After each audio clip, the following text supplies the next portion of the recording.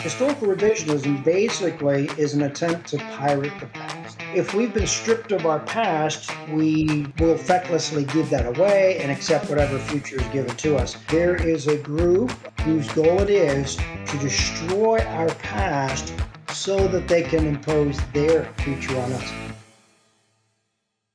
Hi, everyone. Welcome to another episode of the Two Things You Shouldn't Talk About podcast. I'm here this week with, as always, a special guest. This week, John Reese. John, welcome to the show, and I'm so grateful to have you on. Josh, thank you for the invitation. And I just want to say at the outset that I admire you for putting feet to your prayers. You know, there are many in our circles that are content to just sit around and lament and issue Jeremiahs and so on. But to help get knowledge out, I think knowledge is our best weapon, the truth of God's word and all of the principles therein. So I commend you for that effort, and I'm excited about the prospects of being able to share with you here. Yeah, thank you so much. It's definitely been a labor of love and something that, when you have a calling, it's never easy. But I feel like, bringing some clear and respectful dialogue to this whole political spiritual scene is something that has been kind of missing, and I've really felt called to bring a kind of a respectful dialogue to some of these more controversial issues and some issues that get people pretty upset sometimes, and it's never easy talking about these things. And that brings us to our topic that we're going to talk about tonight. So it feels like a more pressing issue these days than it has been in the past, but I think it's kind of been prophesied since since biblical days, but definitely since the days of Orwell and books like that, in 1984, this idea of historical revisionism. So I want to start off just by allowing you to frame what you believe that means. What is historical revisionism to you? What do you think that entails, and what do you think the risks are to this process? Well, first of all, I think you're very wise in dealing with a subject like this because it is something that's front and center right now. And if we lose our sense of the past, A, we don't know where we are. B, we don't know where we're going.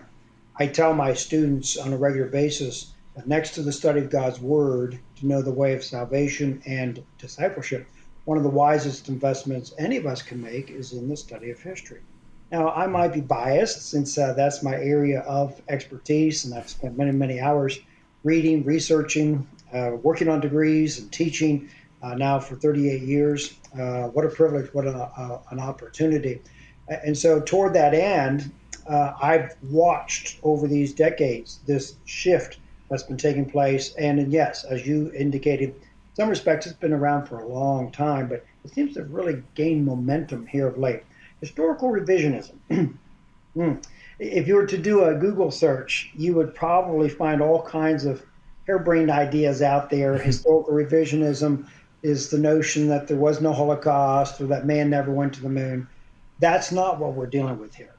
The historical revisionism that I'm focused on, and let me get a little bit of the background to this. Years ago, I was asked to do a talk for a graduate setting.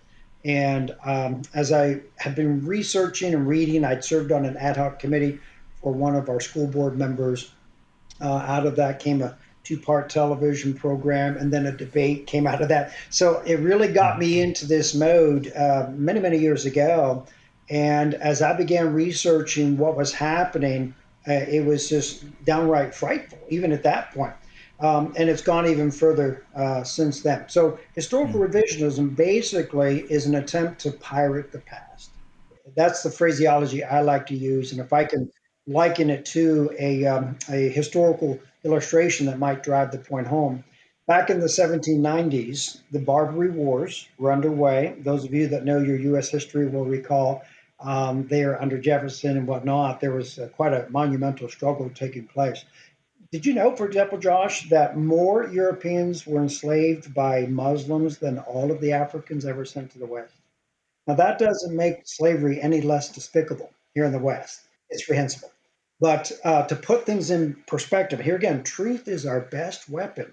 If we have, the Bible says that God's people are destroyed for lack of knowledge. And if we take the time to study history so that we don't fall prey to every wind of historical doctrine that comes down the street, here's the way I like to phrase it nowadays. We have seen the historical Canaanites take over. And to use that parlance, that illustration, as Israelites, why do we turn to the world to get our direction and dictate as it pertains to history? So back in the 1790s, there was a ship that was sent over to try to stop some of the goings on there. It was called the USS Maria, and they sailed, I should say, through the Straits of Gibraltar, and the ship was scrubbed stem to stern. Everything was in working order. I don't know exactly how it came down. I can imagine that perhaps one day from the crow's nest, a cry was heard, "Ship ahoy!" And as the captain turned his spyglass in that direction, chances are his face turned an ashen white as he observed it was a pirate ship closing on them quickly. They made sail as much as they could, but they were not able to outdistance that enemy craft.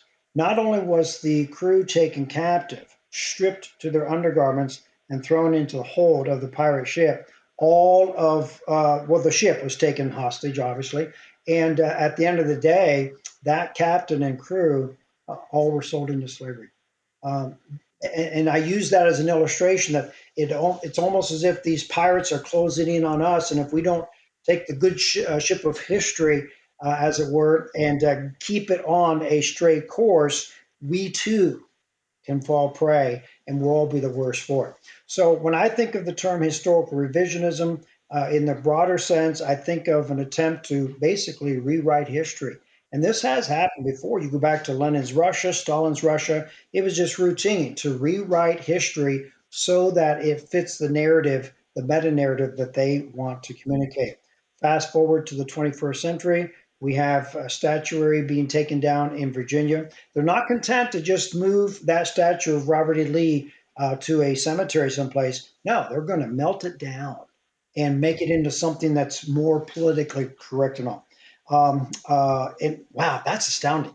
That's history being deconstructed and rewritten through and through. And as I got into my research, Josh, I came across this Marxist school called the Frankfurt School, and it really opened my eyes as to this 100-year long plan that's been underway, part of which is to rewrite history so that if we've been stripped of our past and our knowledge of it, we will fecklessly give that away and accept whatever future is given to us. And that's a very unfortunate thing. You look at Lysenkoism, you can go right down the list and see where that those dictators would use that very technique to strip away the past, to rewrite it. Mao Zedong, same thing. And now we see it happening in our country today. The example that I share there from Virginia is just but one. The 1619 Project is yet another example of that. So I am wanting to put down a marker here in the Old Testament. You made reference to the fact that really back to biblical times, we can see this trend, and that's exactly right.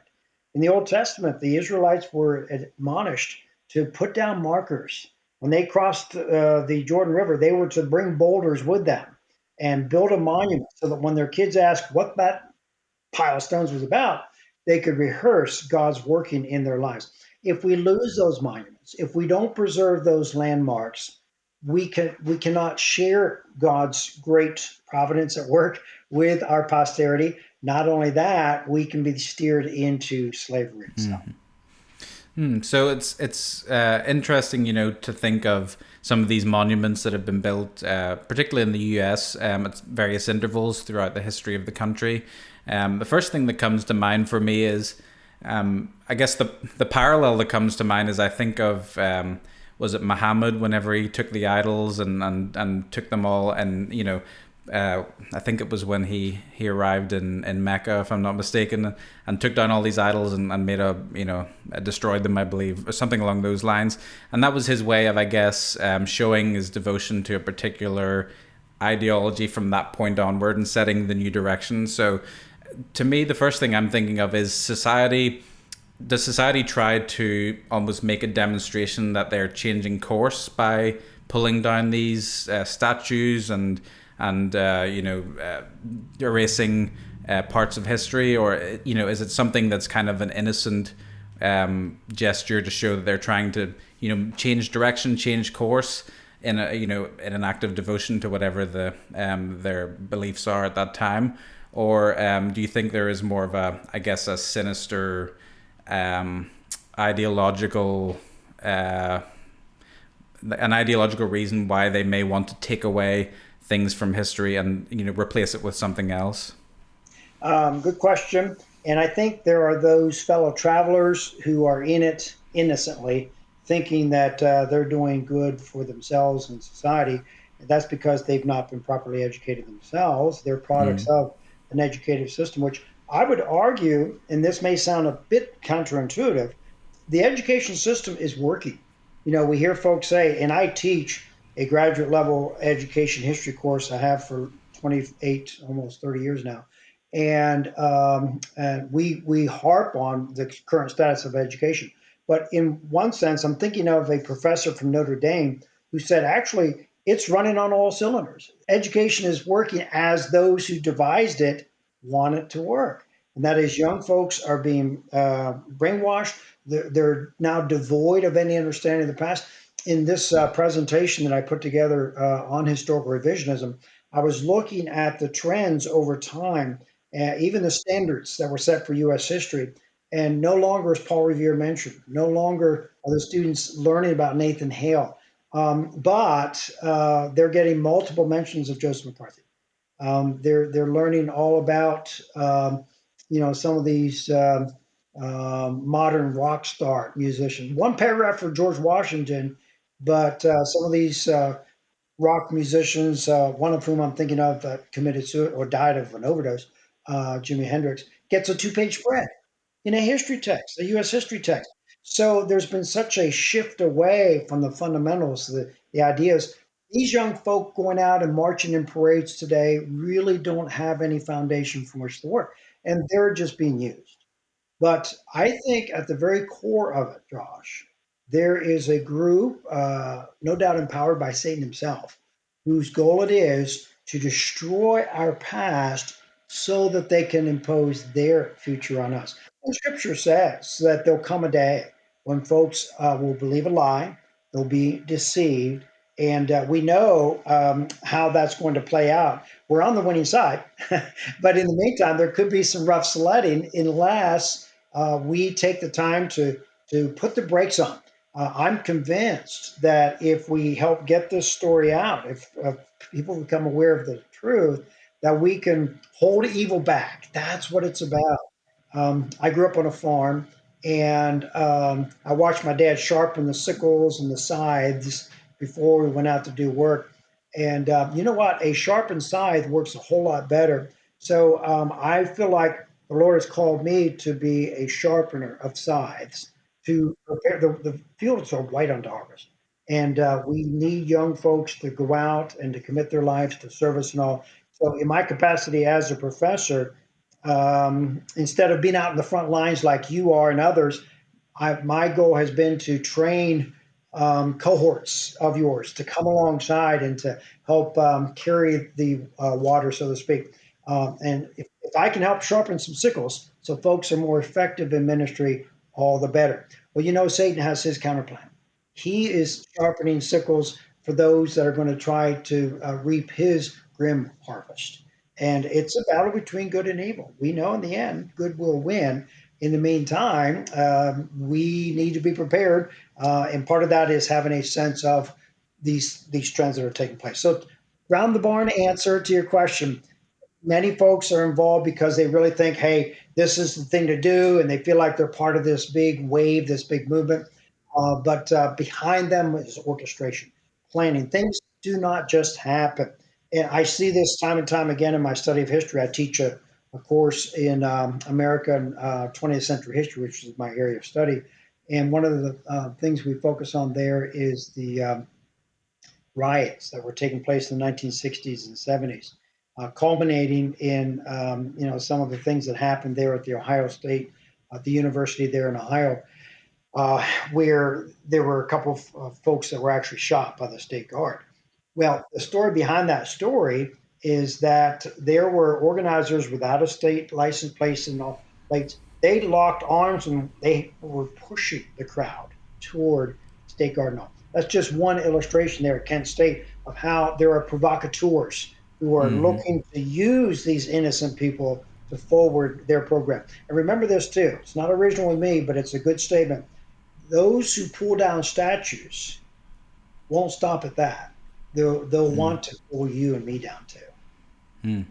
So, um, just to share a little bit of kind of the journey that I've been on the last year or so, or last couple of years. So, when we first moved here to the US, I'd trained in the area of music technology, and I'd also worked in IT.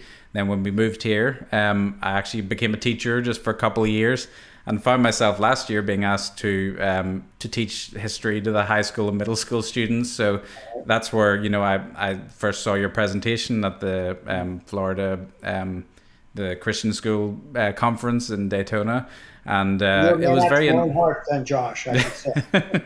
well. It was a very interesting experience for me. I hadn't. I guess I hadn't. I had studied history at school myself, but I'd specialized in. My degree was in music technology, and I'd started off being more involved in technology and music and that kind of stuff. I guess hence the interest in podcasting. It kind of intersects all the things Yes. that I'm interested in. You But never met I'd a always Mike you didn't like, I guess, right? exactly. Well, I'd always been keenly interested in politics. Again, hence the podcast, but history as well. And I was asked to for a year take over as the history teacher, and it was a very interesting experience for me because I found myself, I guess, as an outsider in this culture, in the Southern American culture. It's I guess a very conservative part of America. And coming from the UK, naturally, I'm a fairly conservative person by nature, but I found myself, in the UK, it's a lot more, I would say, majority more moderate or moderate to liberal on the whole. So coming here was a very big change in culture. So it was an interesting experience for me, finally being among, I guess, more people that I agreed with naturally than disagreed with. And, going through the history curriculum, I found myself, evaluating all these points in US history. And, I guess to me, the important thing was helping students to see a very balanced perspective on things and allowing them to think through by, I guess, a Socratic method of letting them question, what happened here, or how did this affect, the course of American history or world history. And that sort of brings me to my question, which is, looking at some of these events in American history, British history, there were some that were, I guess, we shouldn't really be proud of, slavery being an obvious example.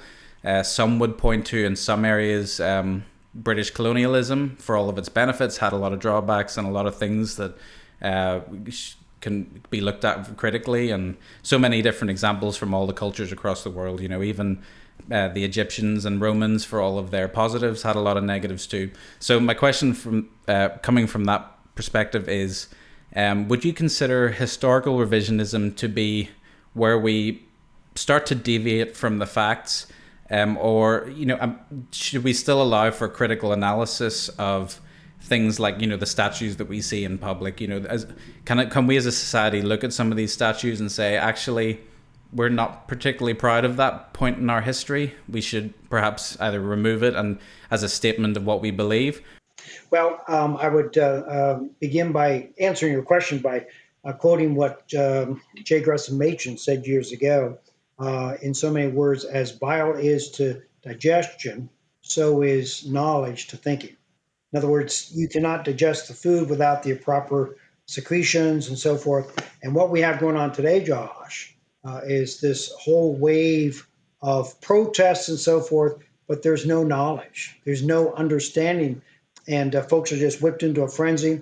And in the process, we see the very fabric that made this nation what it is being eroded. It's almost like pouring a solvent on it.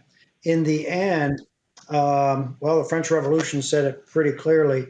Who needs a lever to move the world when you have a match? You just burn it down and start over. And that never leads to a good end. And so, going back to your initial question, critical evaluation is necessary, and we condone that. We want folks to think for themselves and not just to parrot answers. Because this is what my history professor told me. Years ago, my wife was shopping with the three little boys, 5 and under, and they came around the corner in the store, and there was a fellow smoking a cigarette. And our 4 year old, 5 year old said, "Oh, look, mom." And she had to caution him, not to make a public scene and so forth. But he was already learning that smoking is not healthy, it's not a good thing, because his parents told him that. Now, as a 35-year-old lawyer, it would be downright foolish for him to say, "Oh, mom, look, he's smoking." We want him to know why he believes what he believes, not because his parents told him, not because a pastor told him, but because he's come to that conclusion based on his study and all. Now, there are certain foundations. For example, we start with the notion that there is a God who revealed himself in scripture. And that scripture is not up for debate. See, when you start saying, well, how do we know there really is a God? How do we know that he revealed himself in scripture? And you get into higher criticism and all that that entails. And boy, that can pull you downstream very, very rapidly. So there are certain foundational principles with which we begin. And we don't pull any punches about this. Students in a Christian school setting, the parents should not be surprised that students are going to study history from a Christian perspective, that there is a God who providentially intervenes in the affairs of mankind. You made reference to British colonialism, and the whole Irish question is one that's open to a lot of criticism as to how the British handled that. It seems that the closer to home, the more mismanagement there was. In contrast to India, where the British invested many pounds. They built telegraph systems, hospitals. Missionaries came in, sometimes in front of the flag, and helped to do away with these terrible pagan practices like sati and thugi and so forth. And so today, the history texts are quick to jump on imperialism as if that's a terrible, terrible thing. Were there abuses? Absolutely. And we're not supporting the notion that we just do a dipsy doodle around those. We need to handle those tough passages in history. What about the treatment of the American Indians? That you cannot justify what Jackson, the Trail of Tears, and all. Um, you know, so we have to treat those things from a biblical perspective. I'm even reminded back in the Old Testament, some people read through those passages and say, "Wow, what a bloodthirsty God." He orders the Egyptians, excuse me, the Israelites to kill every man, woman, child, and beast. Well, look at the context. Those folks were so caught up in pagan idolatry. I mean, they were beating the drums there as they offered their newborn babes to Moloch with those outstretched arms, the belly heated red hot from the fire, and the screams of those children was being overpowered by the beating of the drums and all. And they had gone so far off course that God essentially said, "I've got to just bring judgment and start over." And I liken that to even perhaps what happened here with the Native Americans, as they're called today. And that is, there were hardships. Doesn't justify it, it's not right, but they too were caught up in terrible idolatry.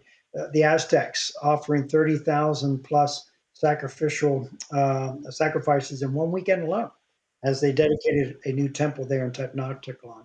And so there was a point where judgment had to come. So, having put that in perspective here, back to our basic question, we want our students to inquire. We want them, that's what the word history simply means, to inquire. And you go all the way back to the Greeks. And the idea here of Herodotus was to just go around and ask the Egyptians what their story was, ask the other people what their story was. So we're all for it. But what we're not, what I am speaking for myself personally, am not in favor of, is this carte blanche washing away all the past. I say, let's study history, warts and all. And even some of those statues that might be reprehensible are reminders. And they need to, if you just wipe them out, you say, well, we're just going to rewrite history to our liking. There are parts of history that we need to remember. The Holocaust was a terrible thing. And yet, in London, they're discussing whether or not to even teach that anymore with a Muslim mayor and so forth. So that's the historical revisionism I'm opposed to altogether. We need inquiry. We need folks to be able to think for themselves, but they've got to have the facts with which to think. And the facts, as it pertains to this country's history, is that 1619 is not when this country began. 1776 is independence. 1619 was the advent of slavery.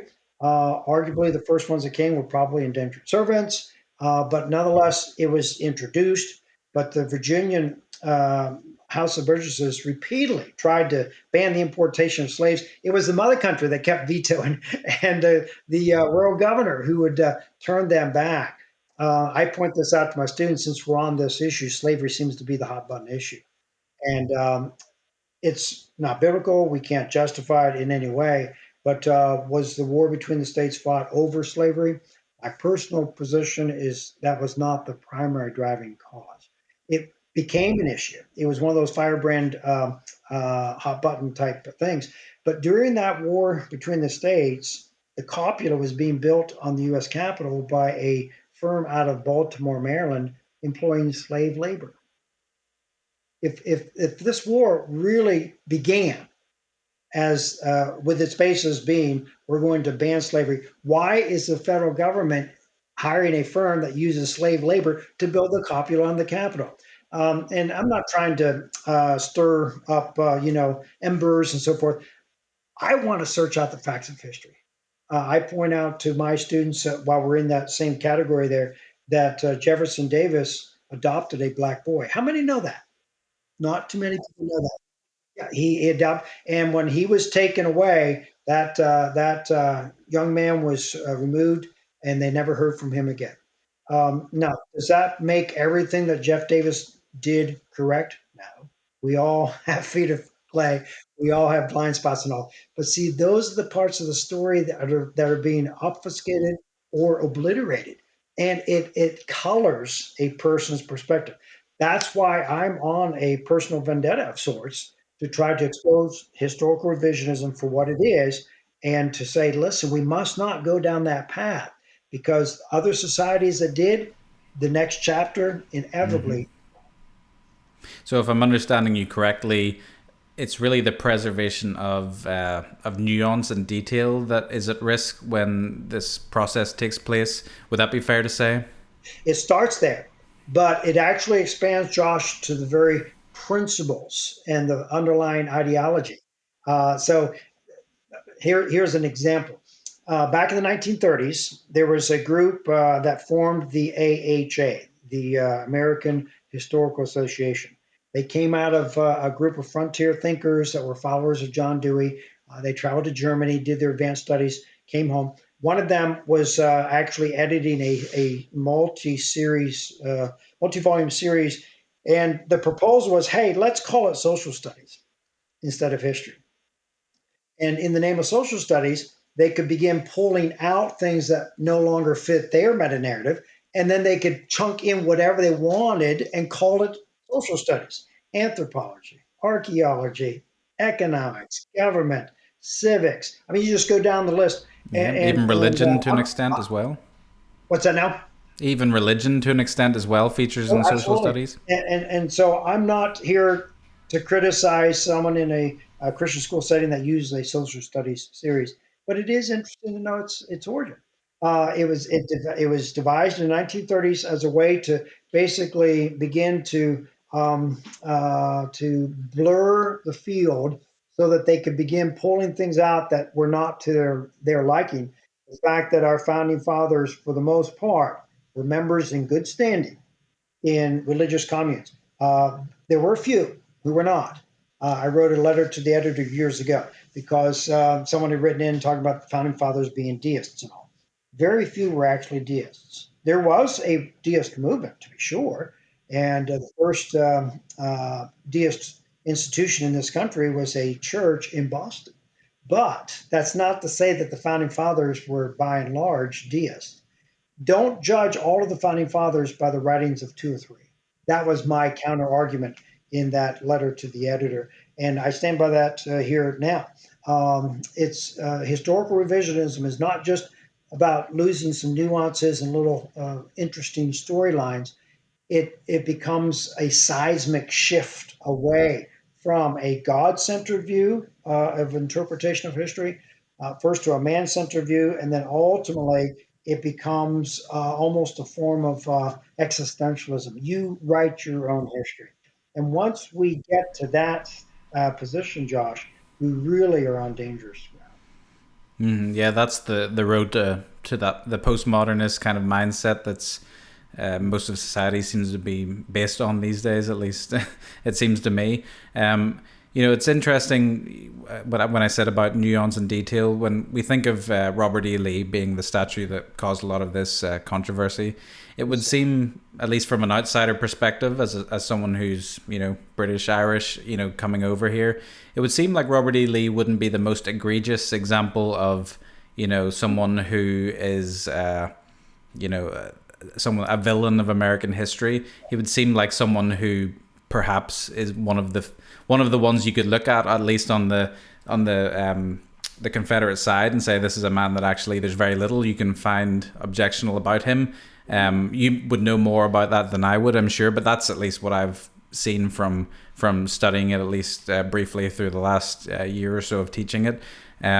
So I guess that's why when I said about nuance and detail, it's interesting that people tend to just throw out the baby with the bathwater, and that kind of leads me to my next question, which is, Can I comment on that just yes, as absolutely. Mm-hmm.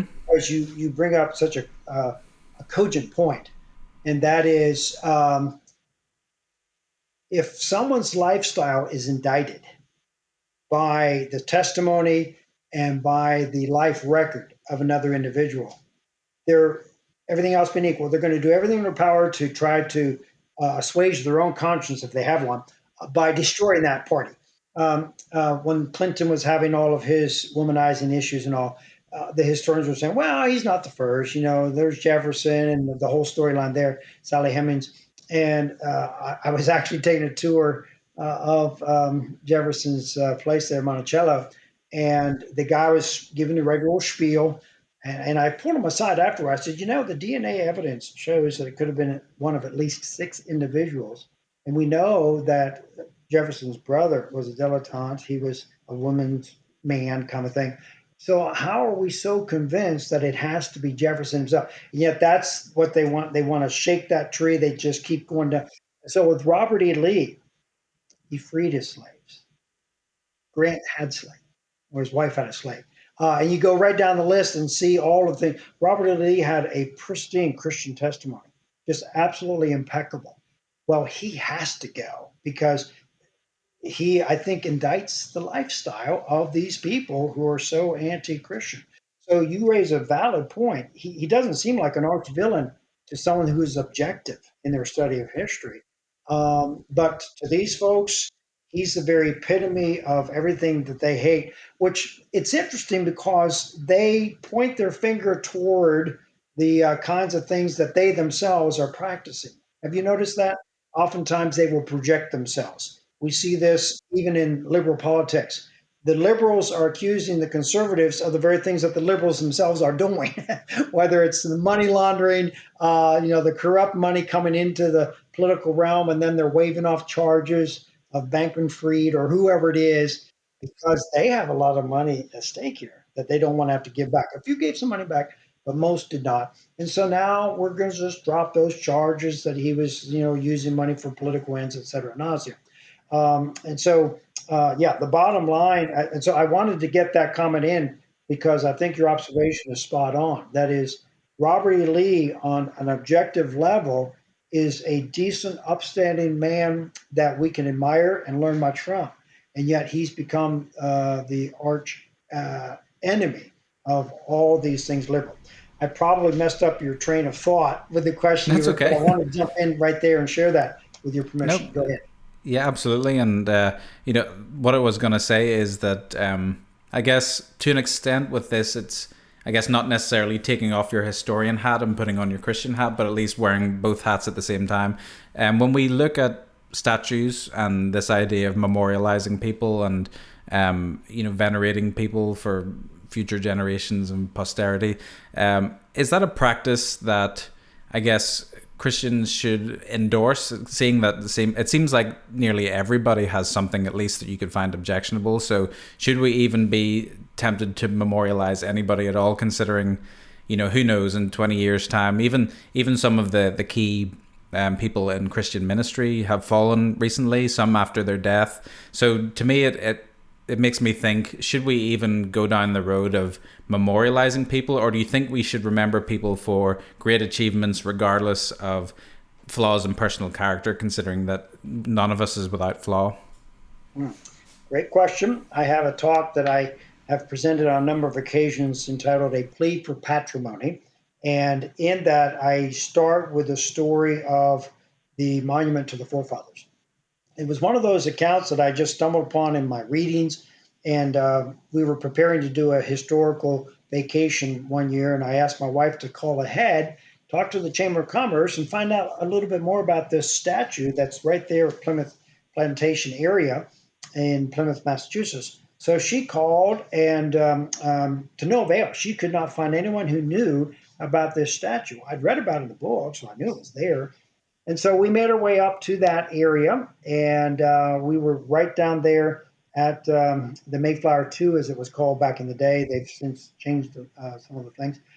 And there's Plymouth Rock and all that. And I asked one of the locals, I said, hey, what do you know about this statue, this monument to the forefathers? And the guy said, oh, it's just right over there. He pointed off in the direction about half a mile or so. And we drove that way, and soon we found it. And when we arrived, it was midday. I remember that when we were at Plymouth Plantation, the place was overrun with sixth graders from the James Carter Elementary School. I happened to teach about James Carter. He was the guy that basically introduced the whole progressive movement. He was one that wrote the bill that Horace Mann ended up endorsing, right? And most people don't know this is James G. Carter, not James Earl Carter.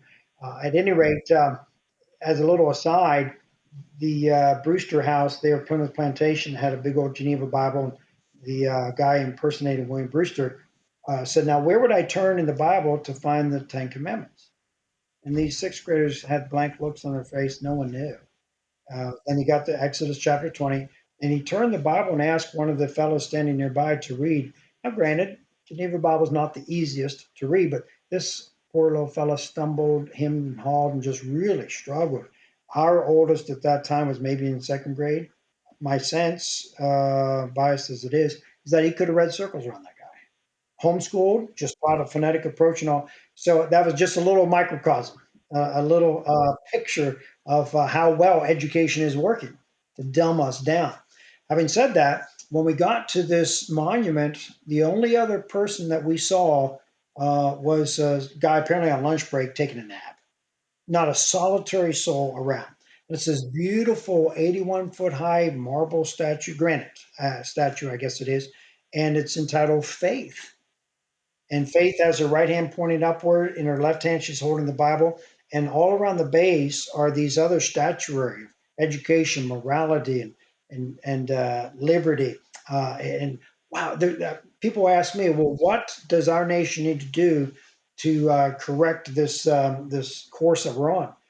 Get back to the monument is what I say. Get back to the monument, because if we do reinstitute morality in this country, if we get education back on biblical bases, if we introduce the true meaning of liberty and law, then we will have solved 90% of our problems. Having said that, the Pilgrims were not perfect people. They had their flaws, their shortcomings. But that monument is a reminder. When I was there last, I was preparing to do a historical monodrama telling that story in the first person. And I learned that a group of vandals had just recently spray painted that monument. That was the big thing here a couple, 3 years ago. Fortunately, there was a local pressure washing company that gratis came in and cleaned it all up. And when we got there to shoot our footage, it was in good shape. Um, that monument tells a story. If that monument is taken away, the next generation is not going to be able to ask, well, why is that there? And there's a biblical basis, as I alluded to earlier. Go back and read the account there in Deuteronomy. It's a couple of different places, actually. where they're told to put this presentation I give is monuments and memorials. The importance of the Bible is clear when it says, do not remove the ancient landmark. Do not shift those things away. If we do, we lose our footing. I do not agree with much of what Woodrow Wilson said, but he observed quite aptly that a people that are basically have no sense of where they've come from do not know where they're going. Karl Marx said it even more succinctly when he said, a people deprived of their heritage are easily persuaded. That, Josh, is the heart of that. So even with figures from the past that obviously we're not perfect people, it's I guess the values that they represent and the things that they sort of strive towards in their lives, that's what is worth remembering more so than the character of the person themselves in some cases. Um, we, as I said earlier, we all have feet of clay, and that's not reason to memorialize. We're not worshiping these people. I want to put that marker down too. You were telling the story about Muhammad. It's interesting that when Muhammad grew up in Mecca, that city was custodian to some 350 different gods. And he goes out and he has this so called revelation, and he accurately observed that they were idolatrous. They were worshiping idols. And so he threw out all 350 except the moon god. And he made the moon god Allah. Every mosque that you'll see, I've been to Ghana 9 times, every mosque I drive by has a crescent moon on it. That's a symbol of the moon god Allah. That's the one god he kept. Okay. And yeah, whenever the Muslims came into Alexandria, they destroyed the library. They had no sense. If it did not align with their view, it must go. Fast forward to Stalin's era, when he told Lysenko, you're my man, and Lysenko claimed that he could make citrus grow in the tundra. And how many millions of, because Mao Zedong bought into the same notion, how many millions of people starved? Arguably, more people died at the hand of Lysenko, a name that most people don't even know, than by any other scientist. And yet, even though he was a bogus scientist, he was a false scientist, because Stalin gave his stamp of approval, that became the official narrative. And the real scientists were executed. That's what's happening with history. The real history is being sidelined, and now we're going to raise up these folks that not are not just inconsequential, but they're actually counterproductive to the very mores upon which this nation was founded. I ask my students this: why is the crossing of the Delaware River by George Washington more important than the crossing of the Delaware River by George Smith in 1910? There probably was a guy named George Smith who crossed the Delaware in 1910. I don't know that, but I'm just surmising. See, the fact is, some historical events, you can't record everything. There are some who just want to just write everything down. It's all history. But you have to run things through a filter. What are the most germane points? The Bible indicates that if the whole were written down, it would fill volume after volume after volume.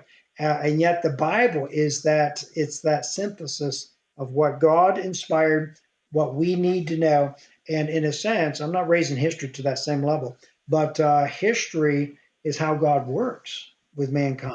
And so I am all for monuments that are going to accurately depict. Now, let me say this as a counterpoint.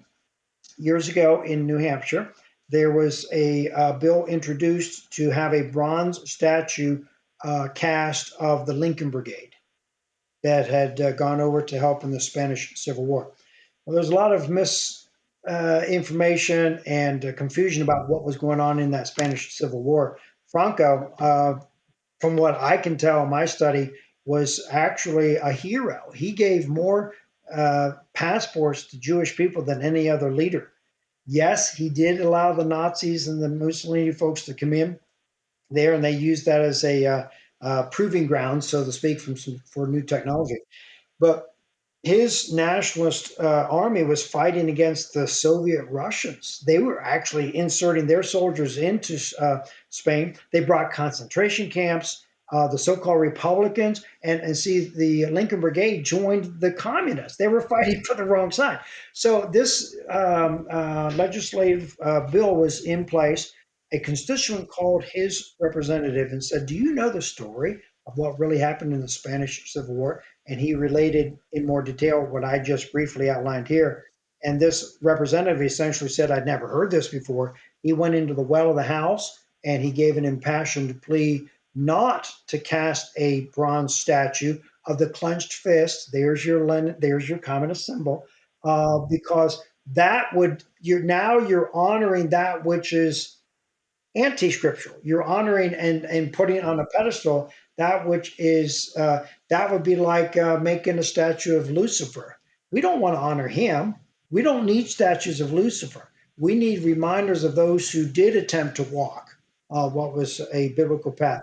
Yes, they stumbled. Maybe they had their shortcomings, but and I did say earlier that even some of those statuary of folks that we would not be able to endorse are reminders of events that took place. I had a chance to visit the Holocaust Museum in Jerusalem. It's a very sobering experience. I would not propose that we do away with it because that's a distasteful portion of history. No, we've got to remember. There's a plaque in a Australian restaurant that reads, "Lest we forget." We've got to rehearse these storylines. We've got to, in this case, we're kind of focused on monuments a bit, have these reminders of what has transpired so that we see God's providence at work and we see, man's reaction to God. That's what the story of history is. It's basically a story of what man has done with the time God has providentially given. And I think monuments can go a long way in helping to propel that storyline. Yeah, and that leads pretty much exactly where I was looking to go, and I was going to, if you'll humor me, I'll play devil's advocate for a second. Okay. So I guess there's a differentiation you can make between erecting new statues and looking at those that have already been there from the past. So if we think of as a couple of examples, imagery around statues, one of the first things that comes to mind is the Iraqi people pulling down Saddam's statue, or even the process of denazification in Germany. So those were processes where I guess there was a corporate, I guess, a show that they were turning away from particular, I'm not going to say values because I don't think most people share the values of their leaders in those regards, but I guess turning away from points in their history that they were not proud of. So would you say that would be an appropriate response to statues that represent things that en masse society cannot stand by? Is it appropriate in some circumstances to evaluate things and say, well, we can agree, and I guess for us, the Bible is our criteria for evaluating that. But for society as a whole, can we turn away from things and make a symbolic gesture that we are no longer aligned with those views? Um, which came first, the chicken or the egg? So you have to back this up and ask, what was the context in which these kinds of monuments were erected in the first place? And if folks were misinformed or if they were under the spell of some evil personality and all, for example, Hugo Chavez, for example, obviously he took a country that once was prosperous and put it into a nosedive and so on. To have a statue of him made in the first place is giving honor to one to whom honor is not due. Uh, you could say the same thing about any number of others. I was sitting at lunch one time, just rehearsing a quick story, and the person sitting across from me was a graduate student, and he was wearing a Che Guevara button. And I asked, "Why are you wearing a Che Guevara button?" "Well, I don't know." I said, "Do you know who Che Guevara was?" And he didn't bargain for this, but for the rest of the lunch hour, he heard a mini lecture of Che Guevara, who signed his letters Lenin to Lenin the second. And he asked, "How many did we kill today?" There was one instance where Che Guevara was in his office. A mother came in begging for her son's life. He picked up the phone and called for the execution of her son while she was in his office. Why would you want to wear a lapel button of that man? Well, see, most folks, and I could show you slides of pictures there where when Obama was running for president in a Texas office, one of his campaign offices, there's a big Che Guevara flag in the background. Well, that tells you volumes about the people who are supporting that. Now, I am not proposing that we burn every flag of Che Guevara. I think we should keep those as a reminder of what was amiss, what went amiss. And so I'm very reticent to just start pulling down statues and destroying. I think rather we need to tell the true story of what occurred with Saddam Hussein. We need to tell the real story of what happened in Nazi Germany and let those be reminders. Now, the fellows on the other side of the equation would say the same thing about why they're renaming all the the big military bases. Well, we don't want anyone with the name Hood, for example, being carried on as a hero today. And once again, anything that has stars and bars is automatically filthy and all bad. When in fact, if you go back and you peel back the layers of the onion, you'll find that the folks in the South were closer to what the founding fathers intended than were the Northerners at that point. I'm a son of the North. Right? I don't have a dog in the race in that sense, but as a student of history, I've concluded that that war was more about centralization of power, states' rights versus federal government. And notice how our federal government has just really begun to take off. From when did we cease becoming a republic and begin to drift toward empire? And it's fair to say, at that point that it's unfortunate that slavery was the issue that highlighted really Yeah, it was more of an ideological divergence in terms of it an was. overreach of federal power in Yes. certain circumstances. But it's, Yeah. I digress. But it is unfortunate that that happened to be the issue that highlighted the divergence. And perhaps if it had been something else, we may look at it in a different light. But in a way, that's besides the point. But I wanted to ask a question to you, I guess, on a more personal basis, or more All right. personal level. Do you find it difficult to teach history and, to promote a nuanced understanding of history while still promoting the core fundamental values that we should be passing on to the next generation? Is it difficult to, in some instances, again, not play devil's advocate, but to promote a nuanced view of these issues and try and almost let people see the other side on occasion while still trying to hold true to the values that you believe in?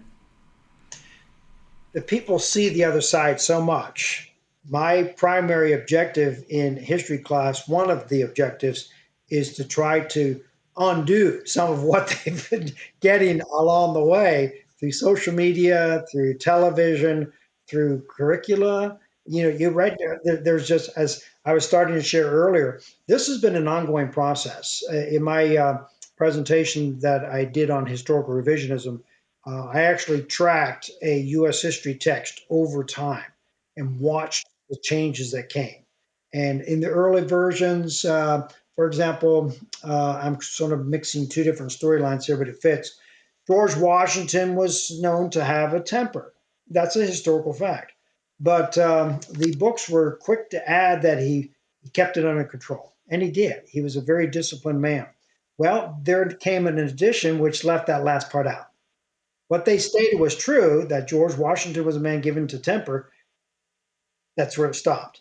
And by omitting that part that he was able to bring it into subjection, that he was able to control it, now I've skewed the whole view of George Washington. And by the way, they're going after the Lees right now, but they're already going after George Washington himself. Murals being painted over, and they're not going to stop there. It will not end, if these folks were to have their way, until the Bible itself is expelled from the public marketplace.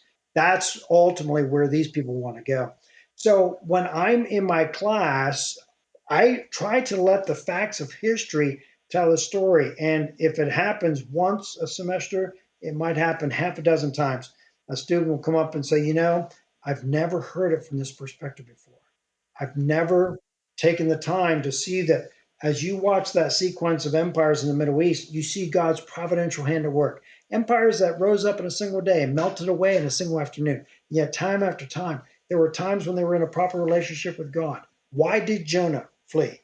what was the story of the Ninevites, and so on and so forth. And I'll have students routinely say, I've never heard it from that perspective before. So I don't find it to be a struggle. My challenge is taking the students where they are when they come in and trying to bring them to a level of understanding. They won't long remember all of the storylines, and that's what makes history so fascinating. I enjoy spinning a good tale. When I use the word tale there, I use that judiciously. As you study history, I mean, it's a drama, and we don't have to make these things up. The storyline carries itself. One of my favorite classes to teach, Josh, is the histories overview. In one semester, we go from antiquity all the way through the Reformation, and then in another semester from the 1600s all the way through to modernity. And if you don't like where we are, just stay tuned. 5 minutes, we're going to be in another. It's not that we're jumping hopscotch here or there, but there's so much drama to history. And I find myself at the end of the hour, wow, where did that time go? And so on. So I don't find it to be a problem so much as the challenge is how do I, in the limited time I have, because each year we have more to cover in the same amount of time. And so far, my proposals to have Saturday class have fallen on deaf ears. No one is volunteering to come to class on Saturday. But to answer your question directly, I don't find myself in this, discouraged mode because, either the students don't know enough or because I have to try to make sure that they can think this through for themselves and reach their own conclusions and all. My challenge rather is to try to write the record. As I said before, the historical Canaanites have been in control for too long. It's time we take back good ground from a biblical perspective, lay out history just as God designed it to be, his story. Mm-hmm. Yeah, and that the course that you mentioned there, where going from prehistory to the modern times. Yes. I taught something similar, I guess, this year Okay. to high school students, and it's interesting because you can see that different things appeal to different people, and uh, I find it difficult, or I did find it difficult to try and convince all of them that the Reformation, its relevance in everyday life, but Mm. it opened up the door to speak about, I guess, issues of theology and faith and values that perhaps they had never considered before, and to introduce them to how do we get to the where we are today in terms of our faith, with the And even Reformation. practical outcomes. The whole idea of constitutional law comes from the Reformation. The concept of contracts comes right out of the Reformation. You can go right down the list and see how I tell my students the world as we know it began October 31st, 1517. And that's usually kind of a zinger to get their attention. But really, so much of what we enjoy, the wonderful heritage we have, music, since you have that background, right on through. Most of the music we sing is Reformation era forward. There's some, I don't know that too many sing Gregorian chants in the shower, but there's some music from earlier times. But most of it comes from the Reformation. I teach a graduate course on the Reformation, so this is sort of a soft spot in my heart. But and here again, Martin Luther had his fallacies and his shortcomings. We all do, but he was wonderfully used to stand there, one man. Um, and I think about that illustration. Go back to Archimedes. Give me a lever and a place to stand. A lever long enough, I'll move the world. Well, Martin Luther did just that. He stood firmly on biblical faith. He stood on the scriptures, and he used the principle of faith. It's faith alone. It's not faith plus works. It's not works plus faith. It's faith alone. And he literally changed the world. He's just a lowly monk there. So, yeah, you can really, now you have to work to bring them into the conversation, but the Reformation is germane to the world in which our students live today. Mm-hmm. Thank you to our viewers for watching. I hope you enjoyed this conversation. Please drop a comment below on anything that if you find anything particularly interesting, you want to ask a question to either of us. And as always, make sure you like and subscribe for more content like this and for more great conversations. But that's all for this week. Thank you so much for watching this episode. And we'll see you next time on the two things you shouldn't talk about. If you had to pick a story from history, one that particularly is just on your mind when someone asks you, just tell me an interesting story from history. From which era? Because there's great stories for each one. I really am hard pressed to answer that.